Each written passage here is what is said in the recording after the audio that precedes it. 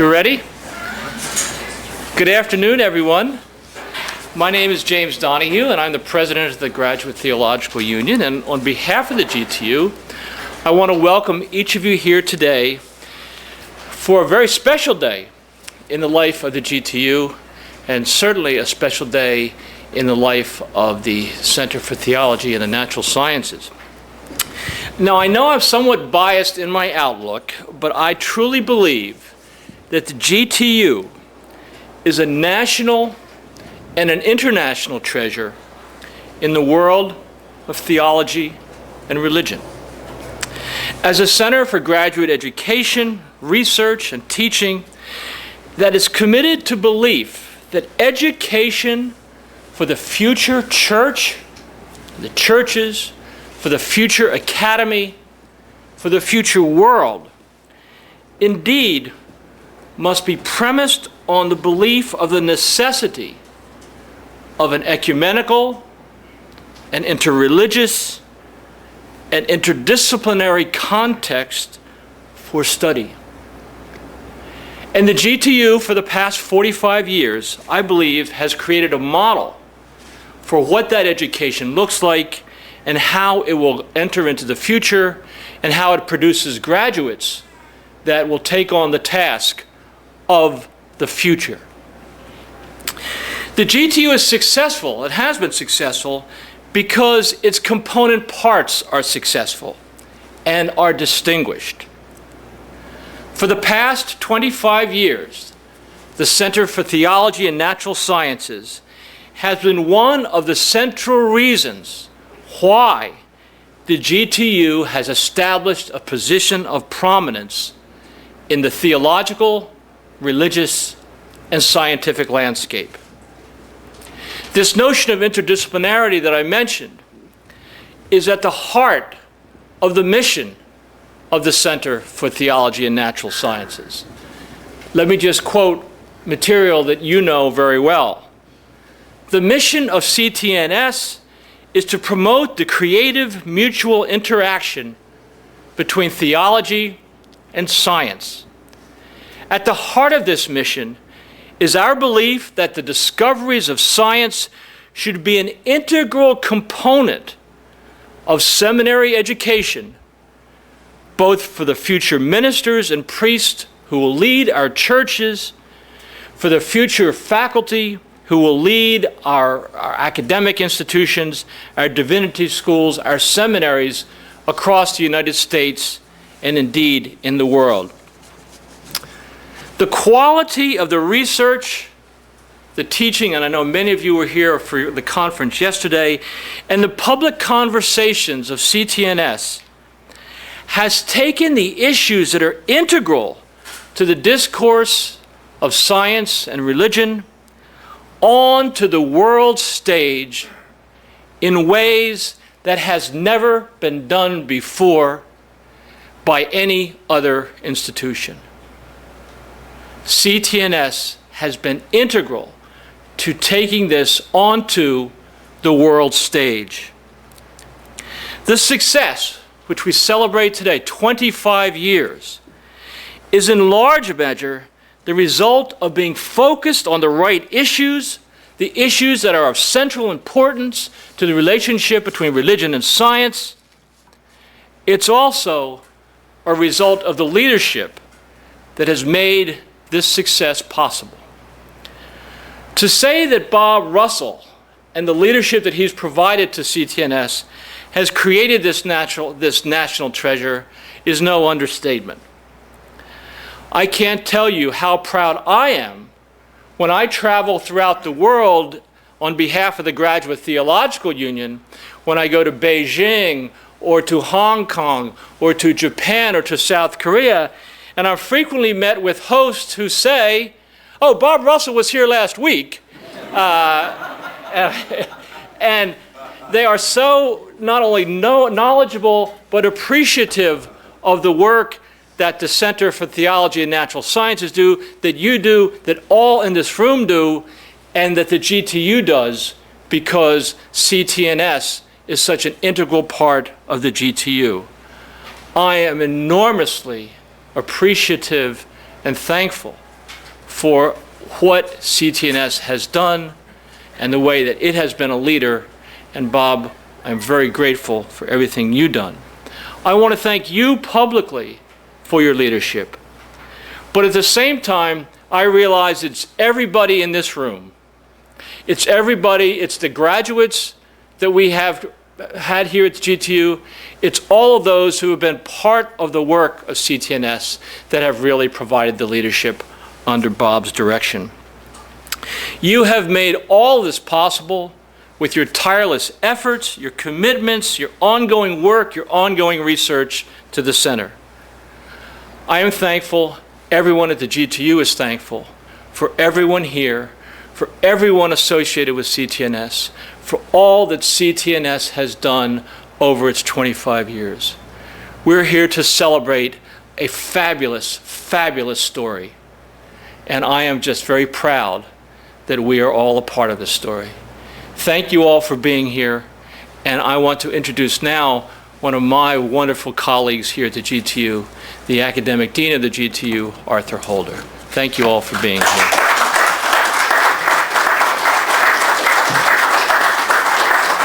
Great. As Jim said, it's hard, or as he implied, it's hard to imagine the Graduate Theological Union without the Center for Theology and the Natural Sciences. At least it's hard to do that now. And 25 years from now, it will be even harder, it will be impossible. What has started here, Bob, thanks to you and to all those in this room, is something that not only can continue, but it must continue. It must expand and grow and be ever more what it already is becoming. I'm not a scientist, I'm a medieval historian. But I've had the pleasure for the last few years of serving on the board of directors for CTNS. And so, you know, I get to pick up a little bit along the way. And so when I think of the relationship between CTNS and the GTU, I think in terms of a symbiotic relationship in which both partners are mutually enhanced and are, in fact, able to survive and to thrive because of their mutual interaction. And also, that's for the biologist. Then for the physicist, Bob, I want to say I think you could also look at it in relativity terms and turn around the question that we often ask, which is something like, what does CTNS provide to the GTU? Well, you could look at it the other way and say, what does the GTU provide to further the mission of CTNS? And I like to think the greatest thing that our little GTU provides to CTNS is that academic set of programs that enable the future scholars and teachers to be trained, to be supported in their research, and to have a place to gather together. And so I just want to recognize some of the people who are here today who fall into that category. First of all, I know there's some current students here. GTU students who are also involved with CTNS. Can I just ask you to wave your hand, those of you? If we had time, we'd go around and interview each of these. I've talked to these people, I know what they will say. And they will say, I came to the GTU because CTNS is here. And we have every year stellar applicants, more than we can handle, who recognize that this is the best place to study theology. And no offense to those of you who are from other institutions, but they don't pay me to talk about all the good things in your institution. And I hear this enough from people who have nothing to do with the GTU that I feel confident in saying it. This is the best place to come. This is the go-to place if you want to study theology and science at the doctoral level. We have a number of lots of people here today who are graduates or former students of the GTU or of one of its member schools who in their time here worked with Bob, perhaps even, we're going to include you, Bill, so I want to say as a colleague, as a fellow student, even before CTNS and since CTNS. So those of you who are graduates or former students of the GTU or of its member schools, if you just raise your hands. Yeah, let's honor them too. That's great. And of course, all the rest of you. Now, everybody raise your hand. Everybody who loves CTNS and its mission and what it's contributed to the world, you can raise your hand too. There's a list of graduates partial list of graduates of the GTU who have worked with CTNS and its faculty over the years. These are the people that carry the mission of CTNS abroad. And without them, CTNS wouldn't be nearly as powerful as it has become and will be even more so in the future. So in conclusion, I just want to make an announcement of a particular example of someone who has done so much after leaving here to further the mission both of CTNS and the GTU, and to announce, I think publicly for the first time, that the GTU Alum of the Year for 2006 will be obviously an alum, but also someone who's been very involved with CTNS and a current member of its board of directors, Nancy Murphy.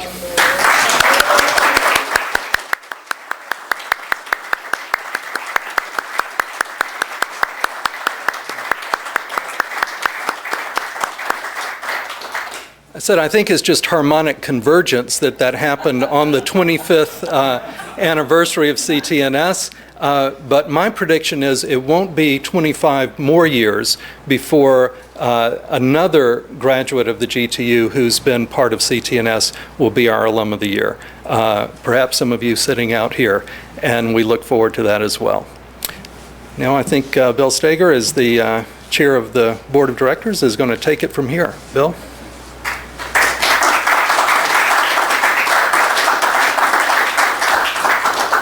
Well, thank you very much, Jim and Arthur, for your kind words of welcome. And on behalf of CTNS and the CTNS Board of Directors, I'd like to welcome you to this Silver Jubilee celebration of CTNS. And as we do so, I think it's really important to just look around. And as I look around at the people here and the people that have been here the past few days, some of those people haven't been able to stay. I'm really deeply gratified by the fact that there are so many people that I recognize, so many people that have been part of GTU and CTNS, and it brings back a lot of memories.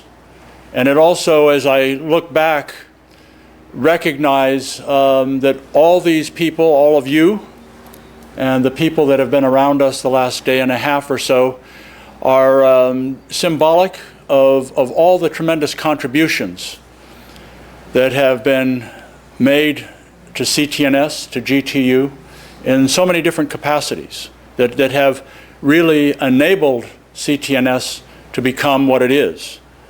And at the same time, not only that, but have enriched the whole field of theology and science. GTU has spawned a lot of other organizations that have dedicated themselves to this purpose. And Arthur talked about a symbiotic relationship. Well, that's actually in my notes too, that great minds think along the same way. So, but both Jim and Arthur spoke about how much CTNS has enriched GTU.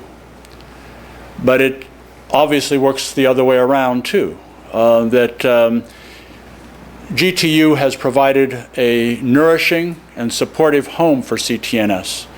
And affiliation of any institution with a larger group that has such vibrancy and such vision as the GTU has really is essential for the success of the smaller institution's mission, and that's certainly what's happened to CTNS. It is a symbiotic relationship, and just to give you a personal example of that, I mentioned to Arthur that I was here before the beginning. Before the beginning of CTNS, that is.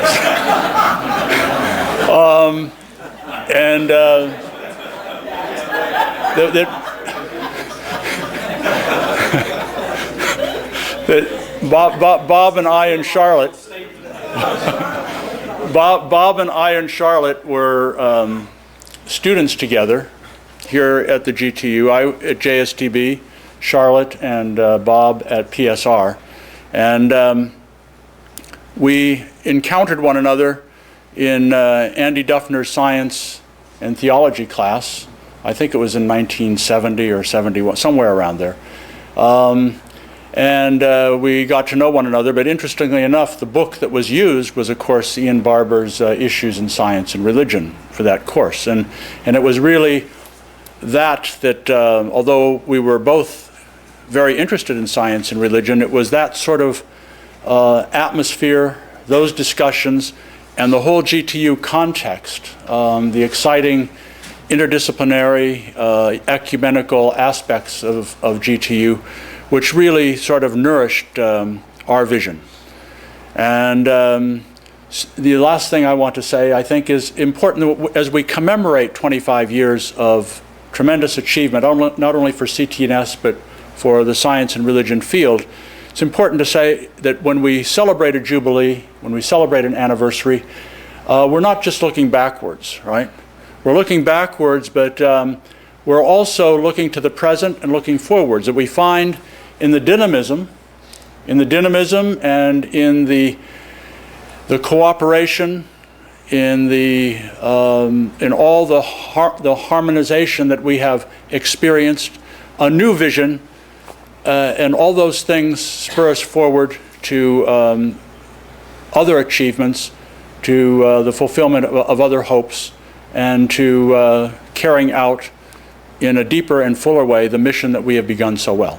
So with that, I'd like to turn things over to our founder and director, Bob, who really is the one who has started this whole thing and who continues to push it forward. Bob, thanks.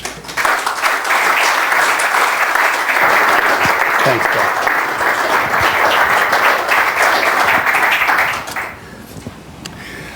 Well, thank you, Bill, Jim, and Arthur for those wonderful words. And I completely endorse them and celebrate with you this synergism. You know, I'm going to do a PowerPoint retrospective and this evening a brief vision statement for the future. But I just want to say that the GTU really is the place for CTNS. The long and the short of it is Vatican II made the GTU possible, and the GTU gave the context, the ecumenical, and then now interreligious context for the center. And it all came together about the same time, roughly. I was at college and then here. And we really have grown together. And I think I am deeply enriched by all of my colleagues here, all of the students I've had, all of the staff who've made it possible, the board, the friendships internationally. But I really want to thank the GTU and the ecumenical movement that Vatican II represented that made this possible. Also, I want to thank one staff person in particular, Bonnie. Come on forward. Bonnie Johnson.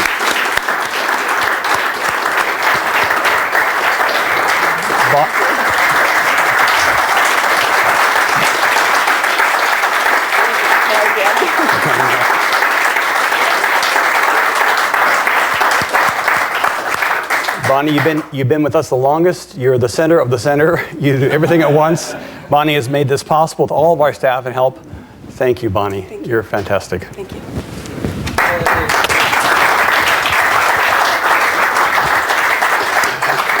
Okay, let me walk you through some wonderful memories and this evening point ahead to the future. Now, I only have about 500 slides, so this shouldn't take too long. Any idea how to get it started, Nate? Click away. Aha, thank you. Always helps to have really clever grad students. Push the button, Bob.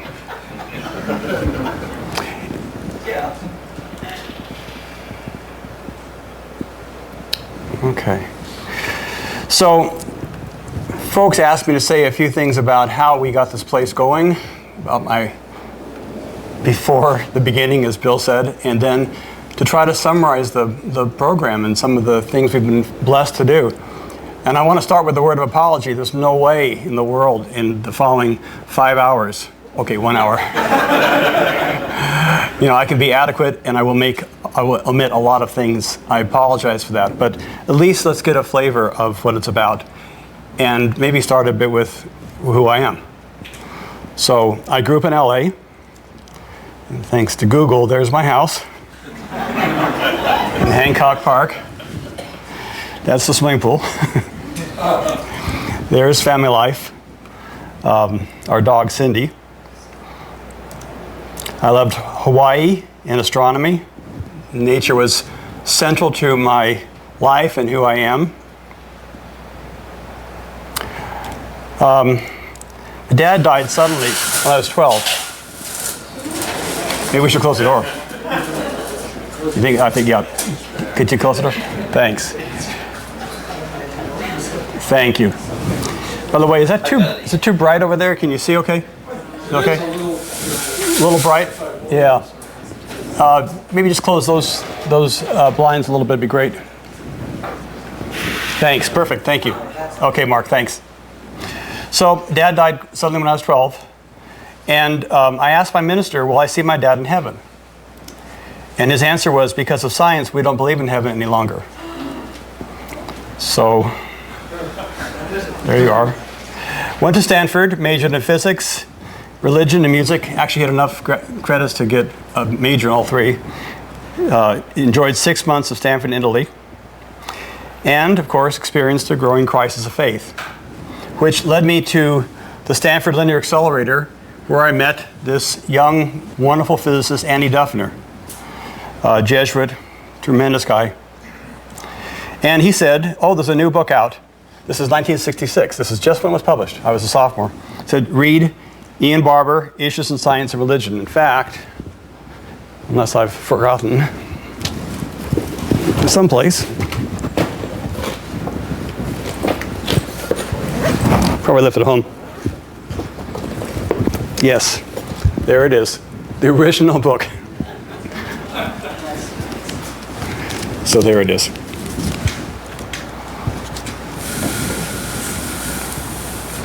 So could I build a bridge using Ian's work, a bridge like Ian had built? I came to the GTU, 1968, thinking, well, maybe the bridge was already here. I mean, people have been thinking about these things for a long time, so I'll just come here, do a quick CTS in a certificate, and go about my life as a happy physicist. Found out that the bridge really hadn't been built. This was the era of New Orthodoxy and just Vatican II, and it hadn't happened yet. So I stayed, did an MA, MDiv, mentored by Durbert Foster, who I'm sure many of you know. Charlotte and I met at PSR, as Bill mentioned. There's our picture. And I love this motto that's written in stone over the entrance to PSR. Enter, seek, find, go forth to give. Maybe we should close the door, you think? Thanks. So during those 4 years, I also did an MS in physics at UCLA and worked in campus ministry. And then back at the GTU, as Bill said, I took this course. Recognized the name Andy Dufner, took the course, sat down at a table, began talking to the guy next to me. Turns out we had done our exam for our master's degree in physics the same day at UCLA. Didn't know each other then. Of course, this is Bill Stager.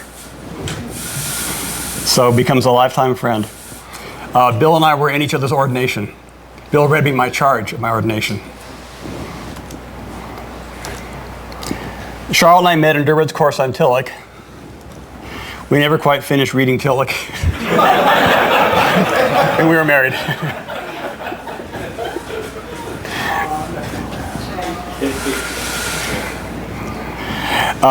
Went on to Santa Cruz, did a PhD in physics, did theoretical work and experimental work, taught a course using issues. Went to Carleton College for 3 years.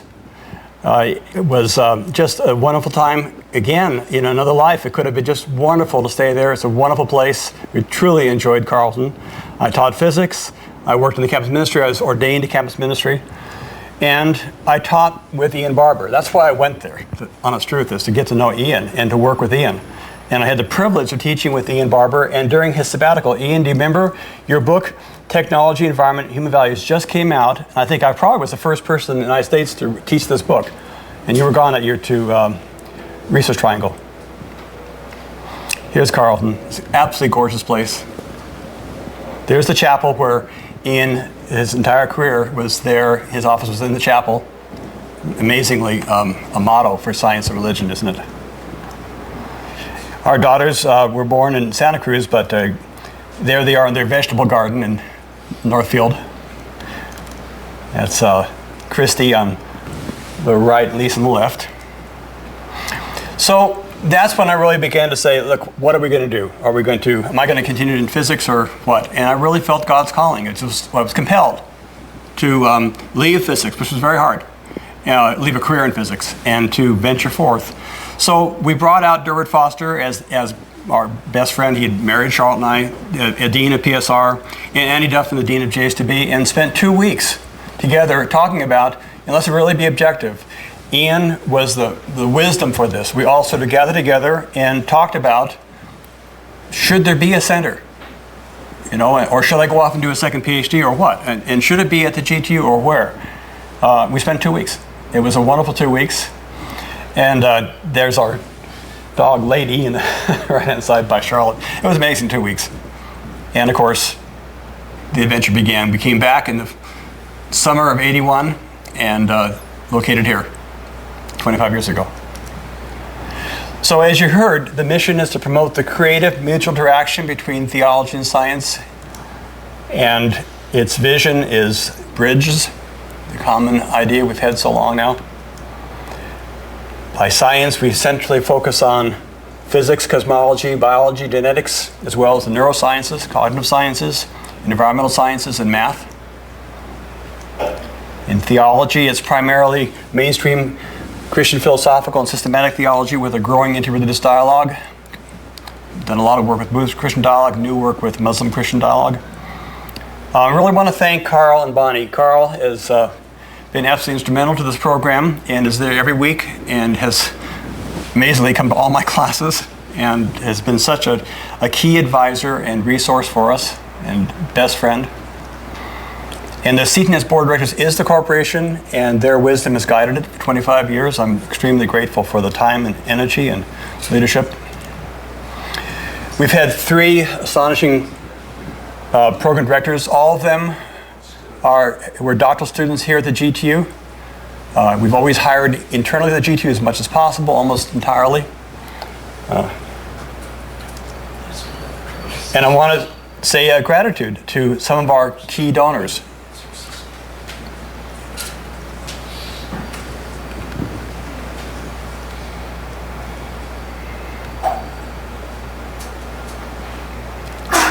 And some of the key organizations.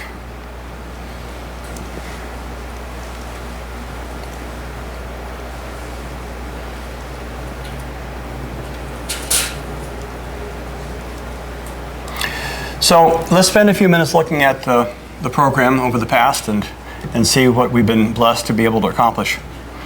Our family created this fellowship after my dad to bring a distinguished scholar here for our mission. Here's a list of them and some wonderful pictures. That picture of Phil is with Carl Peters, who's the editor of Zygon for Ever and Ever. Here's Ian and his fellowship in '83. Ian and Dean and Charlotte. Phil Clayton, Margaret Wertheim, and Archbishop Joseph Zinsky, among the many people who've been here. And of course, this year's fellows, Ted and Marty. We began the bulletin and produced 22 volumes of it from the early 80s on through 2002, and our program directors were also the editors of the bulletin. And it really had distinguished scholars that we published in it, and we decided in 2002 that we needed to turn it into a referee journal because it's much more helpful for grad students and others to publish in a referee journal, and we'd already been doing that kind of quality work, so we were able to turn it into the Journal of Theology and Science, and we are in our 4th volume now. It's available online to members, which is a really wonderful feature. There's a picture. Ted and I are co-editors. It's a delight to work with Ted, and Jamie and Nate, again, our doctoral students who are working in managing editing responsibilities for the journal. And you can see the themes that we focus on.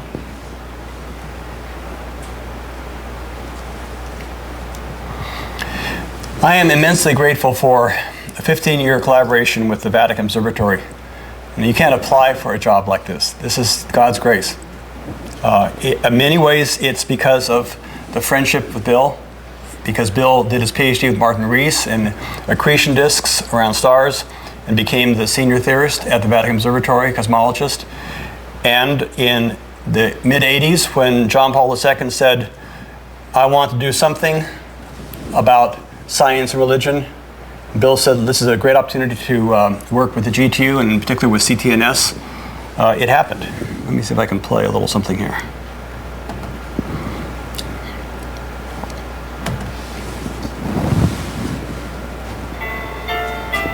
As astronomers like those here, I guess we didn't hook up the sound.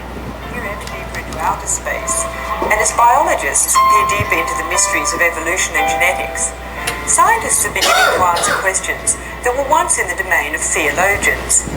For scientists, science raises questions which probably science can answer. Some are philosophical, like why is there the universe, or why does science make sense, or why should I do science, why is it of value? And some of them are moral. Can I do science if it has certain moral consequences? So science raises questions which it needs the moral and ethical and theological spheres and philosophical spheres to give a context to. And theologians and ethicists need scientists for the grist of the mill for their discussions of questions that face society. We need each other. Nancy Murphy believes that science and religion are two sides of the same coin. The separation between science and religion that understands science as talking about the facts, the way things really are, and religion is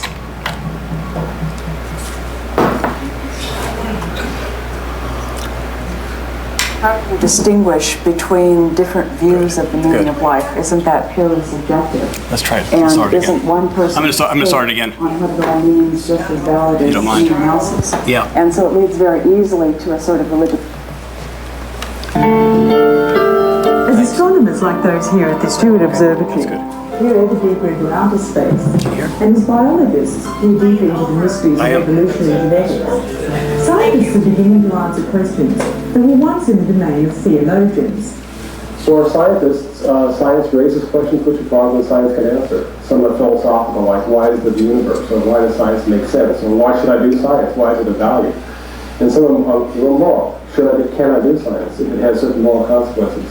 So science raises questions which it needs the moral and ethical and theological spheres and philosophical spheres to give the context to. And theologians and ethicists need scientists for the grist of the middle for their discussions of questions that face society. We need each other.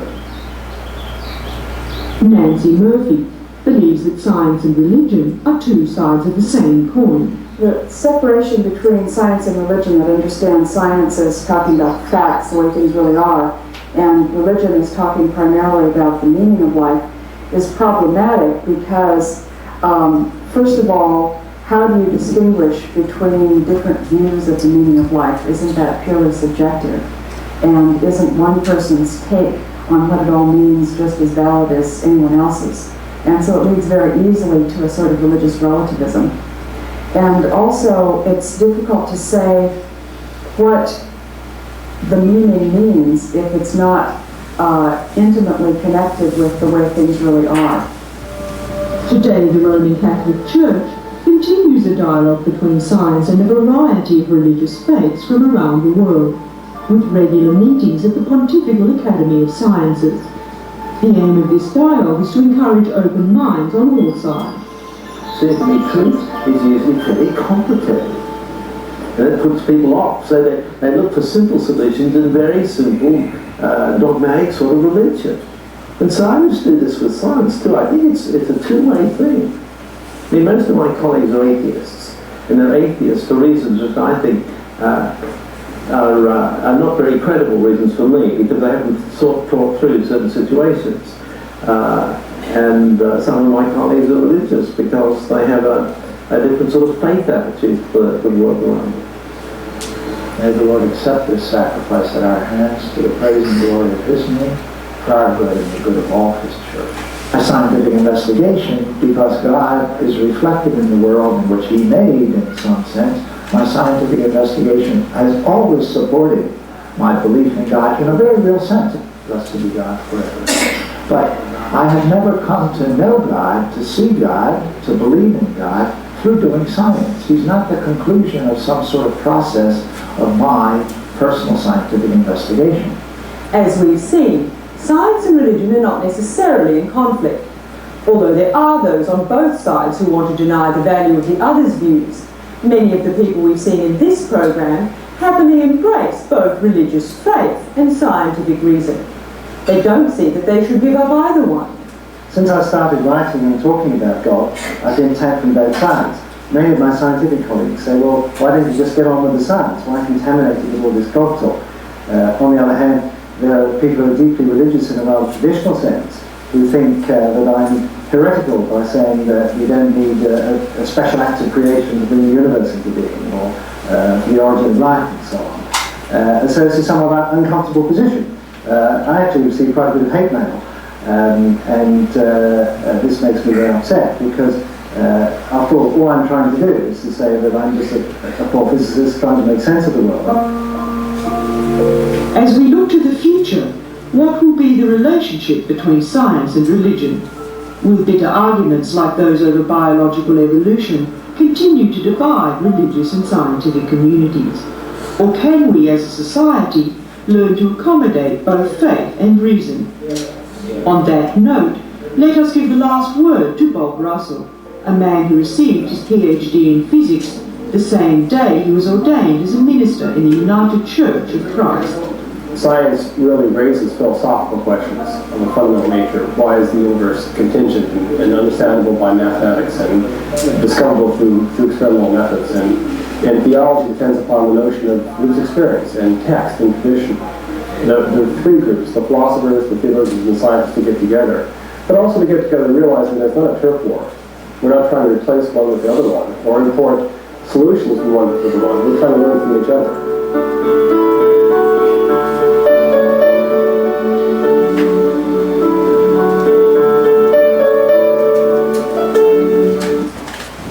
Of course, that's Castel Gandolfo, just outside of Rome, where we had so many conferences. Okay. Sorry. Oh, here it is. Good. And you probably recognize quite a few of the speakers there who've been here. And of course, that's from the Faith and Reason video, one of the very few times that George Coyne and I allowed, reporters or camera personnel into the conferences, because Margaret Wertheim really did a wonderful job with that, and she was also a fellow here. And it's thanks to Counterbalance and Adrian Wired, who has these videos on his site and allows us to use them, and also sent me these tapes. Thank you, Adrian. Really appreciate it. So here's just some pictures from the very first conference, Ian and Charlotte and I. This is Mary Hesse, Cardinal Poupard, and Ted, of course, on the right. John Polkinghorne with his famous pose. He always poses that way, speaking to Ian. Arthur Peacock and Rosemary. And Michael Heller, the priest. And this was meeting the Pope. An amazing privilege. And here's an excerpt which I love from his message. Science can purify religion from error and superstition. Religion can purify science from idolatry and false absolutes. Each can draw the other into a wider world, a world in which both can flourish. So that then turned into a series of research conferences and volumes with approximately 100 essays, all of which are available in summary form online. We received a grant from the National Institutes of Health to look at the ethical and mainly theological questions raised by the Human Genome Project. Ted was our PI, 6 semi-annual conferences here and in Germany, and Ted published genetics from it. Science in the Spiritual Quest was one of our major 7-year programs, funded by a generous grant from the John Templeton Foundation. Its mission was to explore the ways in which the doing of science itself is a spiritual quest, and also to overcome the claim by atheists that science is intrinsically atheistic. Here you have world-class scientists, 60 in the first SSQ project and 60 more in SSQ2, speaking internationally about the importance of science as a spiritual process itself, with a wonderful picture of Phil Clayton.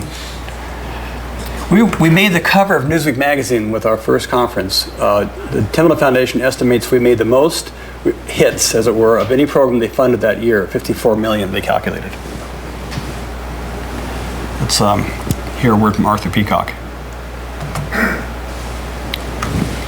The whole evolutionary perspective, which was set off by Darwin, actually widens our understanding and perception of the world in a way which is actually, I think, very encouraging and enhancing and enriching of Christian faith, because what it tells us is that, unlike the normal idea that creation happened 4,000 years ago or even 20 billion years ago in the whole Big Bang, what it reminds us is that the world continues to be creative.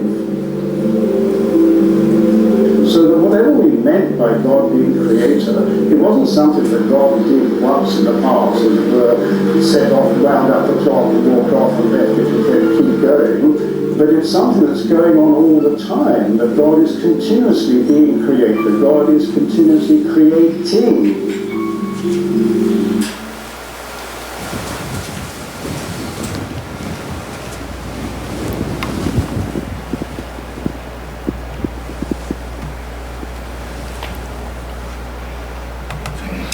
And Pauline Rudd. The experience that leads up to a religious contemplative experience, the path that leads there, and the things that you experience on the way are not so different from the path and the experiences that you have when you arrive at a scientific disclosure, which is very profound. Because both of them involve real commitment. They involve a real commitment to study and understand the system. So in science, that means understanding your molecules as best as you possibly can from the available information. And in your religious life, it means understanding your faith and the meditating on the scriptures, or really putting intellectual effort into understanding what it's about. And then as you pursue those paths, you find you need to reflect. You read the scientific literature, but then you have to distill it so it somehow becomes your own. And then you begin to try and break the wall of ignorance that's in front of you by doing your experiments that arise from your own real understanding. And then sometimes, just very sometimes, there's a moment where you make some kind of intuitive leap that seems not to be rational. In other words, you have such a collection of information that you can almost dream, and your mind makes the next step for you. And then when you do those experiments, it is very profound, because it's almost as though something is being revealed to you as you watch the data coming through. And I think, what religious experience is very similar to that. And perhaps, the kind of personality that is a creative, imaginative scientist, that makes a creative, imaginative scientist, is in many ways very similar to the kind of personality that makes a spiritually sensitive person too.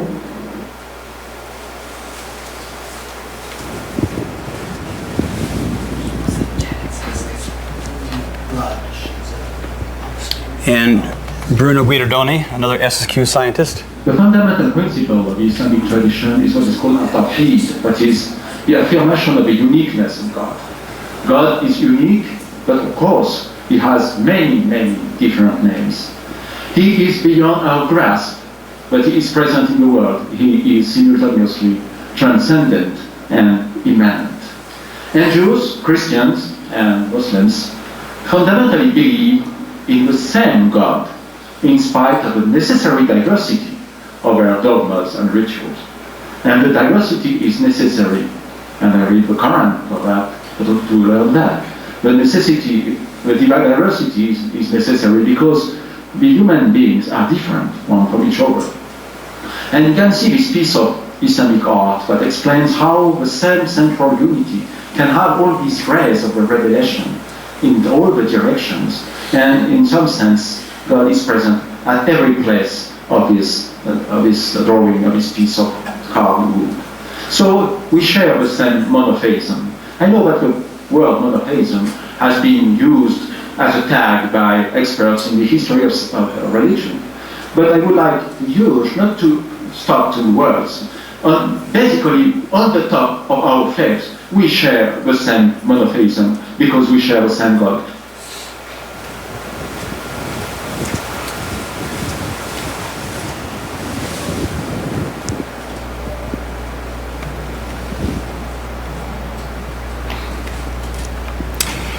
So SSQ2 broadened the horizon beyond the three monotheistic traditions to include Buddhists, Hindus, and many others.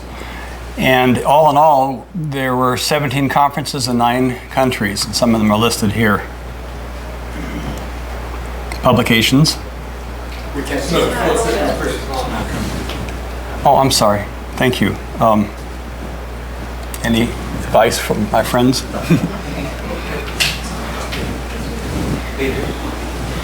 Thanks. It's still on the...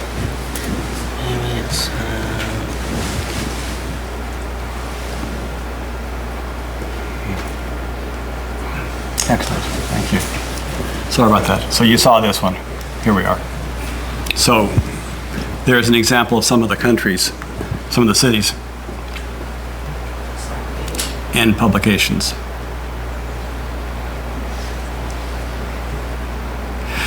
The Science and Religion course program was the second major grant from the John Templeton Foundation. And its mission was to encourage excellence in the teaching of courses in universities, colleges, and seminaries worldwide. And again, to ensure that while individual scholars might be atheists, the academic legitimacy of science and religion is no longer questionable. Right.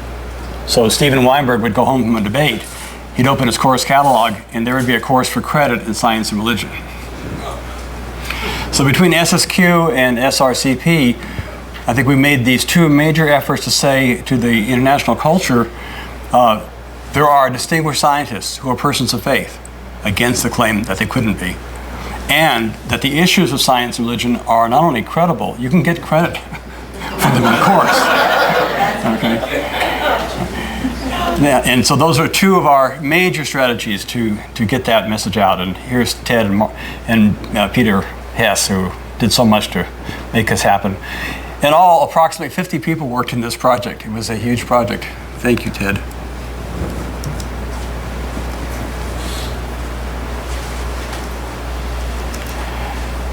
And we offered up to nearly 400 awards of $10,000 each, 178 workshops, 2,600 lectures, and we estimate that approximately 30,000 people came to these conferences worldwide. 82 publications in books and journals, 28 translations of books. There are a few translations of the bridging book. One of the most wonderful things that happened in this was this tour of mainland China in 2002, where we were invited to Beijing, Shanghai, Nanjing, Xi'an, and then also Taiwan and Hong Kong to do lectures.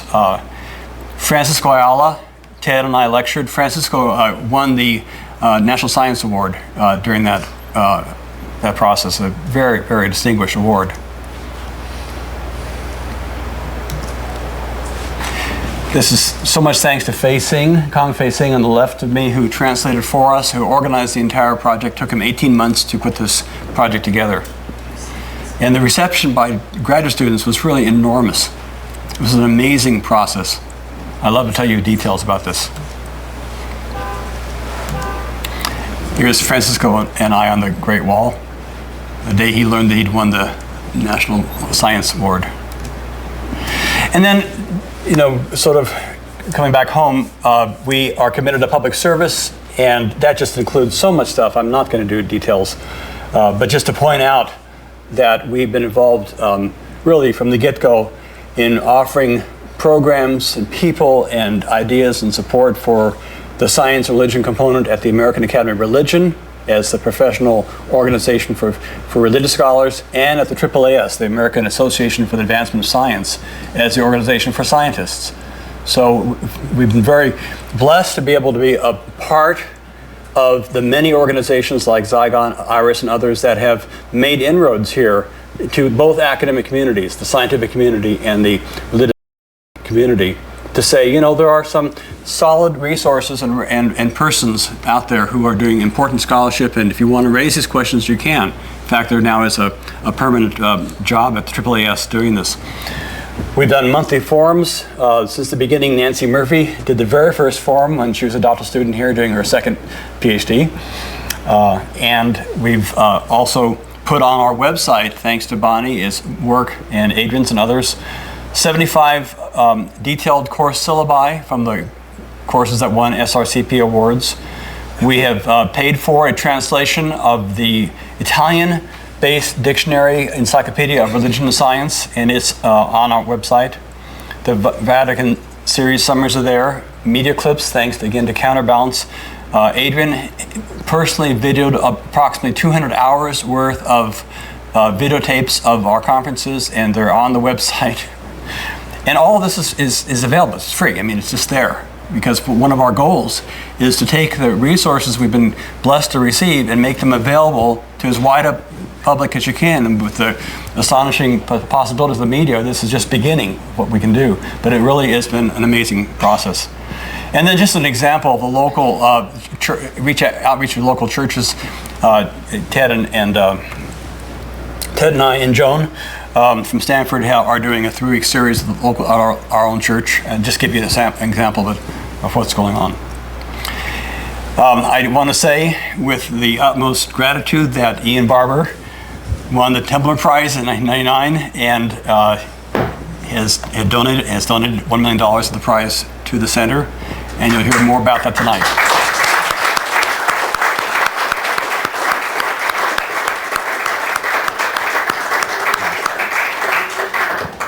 We'll be saying a lot more about that this evening, so I'll reserve it for now. But thank you, Ian. I was privileged to do a festschrift for Ian. It is the first festschrift in the field of science and religion. It is to the pioneer of science and religion. 50 years in science and religion. Angie Barber and his legacy. So just a brief word about the joy I've experienced in being here and having so many wonderful colleagues and students. I've been teaching here since the get-go, 6 new courses the first year. And I just thought I'd list them. They're over there someplace on the exhibit, so you'll have a chance to look through, but just to point to them. And the amazing opportunity to teach with colleagues here at the GTU. You know, so many of these courses are team taught, and I'm so grateful, particularly to Ted, but also to many other colleagues here who I've taught with, and to the G.K. Russell Fellows who've been here. They almost always teach with me while they're here, and to many of our wonderful doctoral students, like Kirk and Nancy, and so many others who have received support through G2 Newhall Awards to teach courses, and to my colleagues. Beth is here, and to Nancy, and well, it's a huge list of joy. The students I've worked with who have graduated and gone on to wonderful careers. Noreen is here, as is Luann, of course Nancy, Kirk, Richard. There's Kirk. MA students that have graduated. The most recent is Luis from JSTB. And current students, Jamie and Nate and Chris Duran, Josh Oliver,